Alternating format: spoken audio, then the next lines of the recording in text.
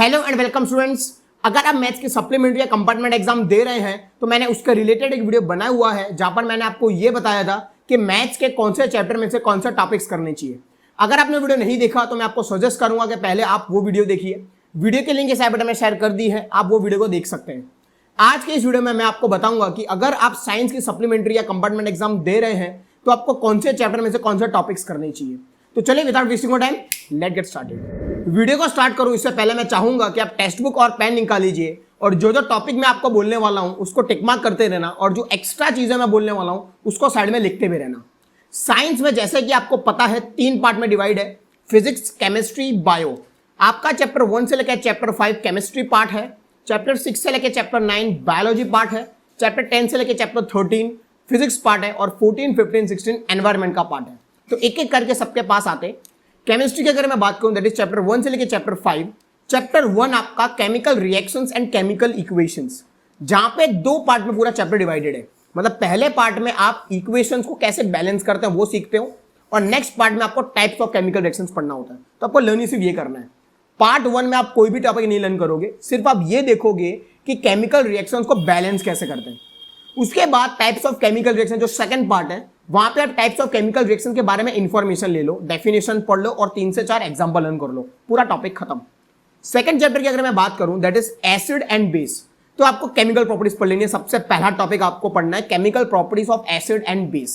Acid की 4 chemical property है और बेस की 3 केमिकल प्रॉपर्टी है, उसको लर्न कर लो। उस टॉपिक के बाद आपको इंपॉर्टेंस ऑफ पीएच पढ़ लेना है कि पीएच का क्या इंपॉर्टेंस है, उसको लर्न कर लो, वो नेक्स्ट टॉपिक है। उसके बाद जो नेक्स्ट टॉपिक है वो सीधा लास्ट में चले जाता है जहां पे आपको कुछ केमिकल कंपाउंड के बारे में पढ़ना है, जैसे कि sodium hydroxide, bleaching powder, baking soda, washing soda, plaster of Paris. इसके बारे में आप प्रोडक्शन पढ़ लो, इसका कैसे प्रोड्यूस करते हैं इसको, और इसका यूज पढ़ लो। चैप्टर 2 खत्म। चैप्टर 3 की अगर मैं बात करूं that is metals and non metals, तो सबसे पहला topic physical properties of metal, physical properties of non metal, chemical properties of metal, chemical properties of non metal. उसके बाद नेक्स्ट टॉपिक सीधा आप रिएक्टिविटी सीरीज पढ़ लो। रिएक्टिविटी सीरीज खत्म हो जाए उसके बाद आप मेटल्स कैसे ऑकर होता है कि मेटल जब हमको मिलता है तो कैसे मिलता है, कौन सी प्रोसेस है। 4 प्रोसेस है, वही 4 प्रोसेस आप लोग लर्न कर लो।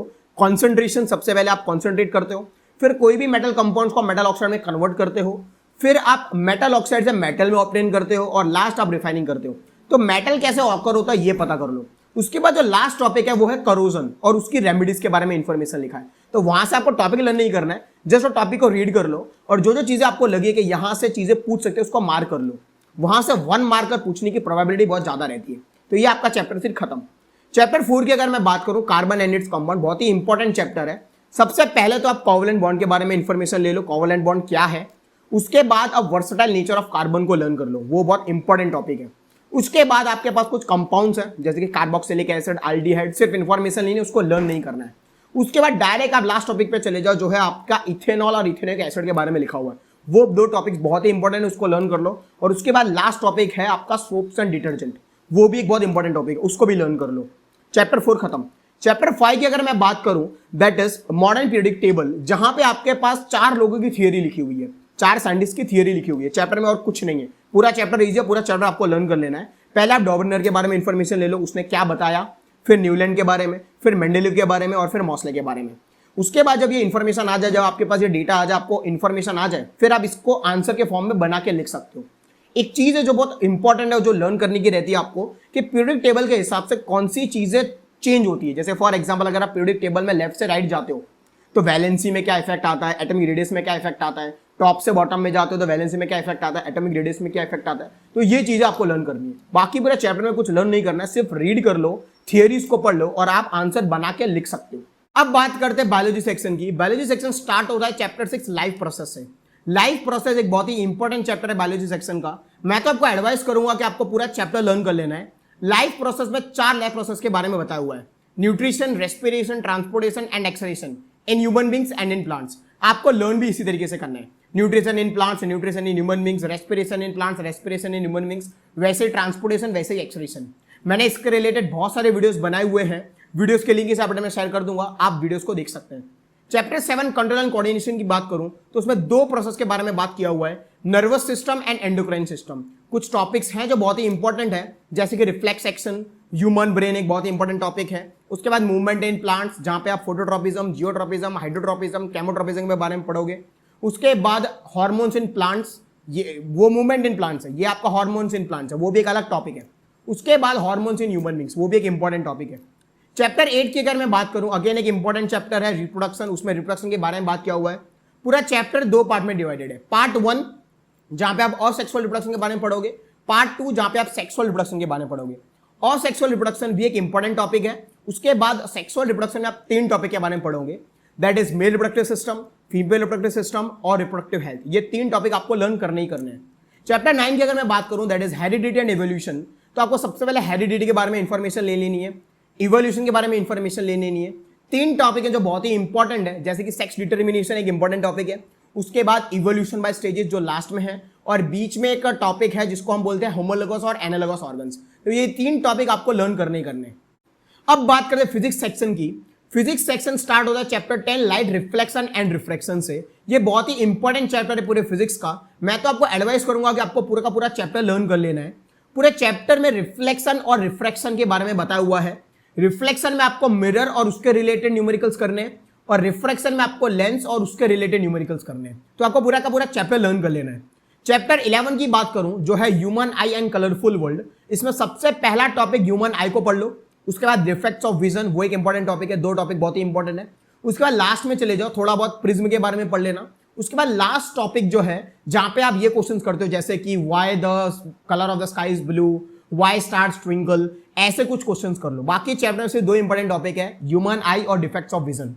चैप्टर 12 की बात करूं, इलेक्ट्रिसिटी, अगेन एक बहुत ही इंपॉर्टेंट चैप्टर है, लेकिन इसमें कुछ टॉपिक हैं जो आप कर सकते हो, जैसे ओम्स लॉ, सबसे पहला टॉपिक बहुत ही इंपॉर्टेंट है।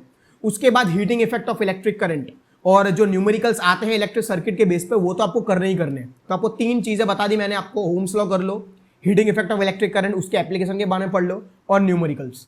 चैप्टर 13 की अगर मैं बात करूं, that is magnetic effects and electric current, वो इतना तो इंपॉर्टेंट नहीं है पर इंपॉर्टेंट है। आप उसमें सबसे पहले फ्लेमिंग लेफ्ट हैंड रूल और राइट हैंड रूल को पढ़ लो। उसके बाद एक टॉपिक आता है, that is force on a current carrying conductor placed in a magnetic field, वो बहुत ही इंपॉर्टेंट टॉपिक है। उसके बाद इलेक्ट्रिक मोटर, इलेक्ट्रिक जनरेटर, और एक टॉपिक आएगा लास्ट में जिसको बोलते हैं डोमेस्टिक इलेक्ट्रिक सर्किट। तो ये कुछ टॉपिक्स हैं जो बहुत ही इंपॉर्टेंट है chapter 13 magnetic effects of electric current में। अब बात करते हैं लास्ट के कुछ चैप्टर्स की, 14, 15, 16, जो एनवायरमेंट सेक्शन में आप इंक्लूड कर सकते हो। 14 आपका सोर्सेज ऑफ एनर्जी, जहां पे सिर्फ आपको सोर्सेज के बारे में इंफॉर्मेशन दी हुई है। आपको उस चैप्टर में ज्यादा कुछ लर्न नहीं करना है, जस्ट ये लर्न कर लो कि जो भी सोर्सेज आपको लिखे हुए हैं उसका यूज कहां पे आता है, उसको क्या, उसके क्या एडवांटेजेस हैं, क्या डिसएडवांटेजेस हैं, कैसे उसको आप इलेक्ट्रिसिटी में कन्वर्ट करते हो, बस इसी के बारे में आपको लर्न करना है। चैप्टर 15 की अगर मैं बात करूं, जो है आवर एनवायरमेंट, इसमें सिर्फ 3 टॉपिक आपको लर्न कर ले, पूरा चैप्टर खत्म। सबसे पहले तो आप वेस्ट के बारे में इंफॉर्मेशन ले लो, biodegradable and non biodegradable waste. Second topic आप food chain and food web, and last topic आपका ओजोन लेयर। पूरा चैप्टर खत्म। चैप्टर 16 की अगर मैं बात करूं, तो पूरा चैप्टर ज्यादा कुछ इंपॉर्टेंस का नहीं है, आपको जस्ट एक बार रीड कर लेना है, लर्न कुछ भी नहीं करना है, जस्ट रीड कर लो, और जो आपको लगता है कि यहां से 1 मार्कर पूछ सकते हैं, जस्ट उसको मार्क कर दो, क्योंकि वहां से 1 मार्कर आने की प्रोबेबिलिटी बहुत ज्यादा है। और वहां से जो भी क्वेश्चन आता है आप उसको आंसर के फॉर्म में लिख सकते हो। जैसे अगर कोल एंड पेट्रोलियम आ गया तो आप उसको आंसर बना सकते हो। तो टॉपिक लर्न करने की जरूरत नहीं है, लेकिन हाँ आप रीड कर लो, आपको पूरा इंफॉर्मेशन मिल जाएगा, फिर आप आंसर बना के लिख सकते हो। उम्मीद करता हूं जो टॉपिक्स मैंने आपको बताए हैं वो टॉपिक्स आपने टिक मार्क कर लिए होंगे। अब जब आप टॉपिक्स को लर्न करते हो या चैप्टर को रीड करते हो, कोई क्वेश्चन, कोई क्वेरी आ रहा है तो आप कमेंट बॉक्स में कमेंट कर सकते हैं। अगर आपको कोई टॉपिक समझ नहीं आ रहा है तो डिस्क्रिप्शन बॉक्स में मेरा इंस्टाग्राम का हैंडल दिया हुआ है, जहां पर आप मुझे क्वेश्चन पूछ सकते हैं। आशा करता हूं आपको वीडियो पसंद आएगा। वीडियो पसंद आए तो लाइक करो, अपने ऐसे दोस्तों को शेयर करो जो स्टैंडर्ड 10 साइंस में फेल हुए हैं, जो साइंस की सप्लीमेंट्री या कंपार्टमेंट एग्जाम देने वाले हैं। अगर आप चैनल पे नए हैं तो चैनल को सब्सक्राइब कर लीजिए, उसके बाजू में जो बेल आइकन का बटन है उसको भी दबा दीजिए। तब तक के लिए stay home, stay safe and take care.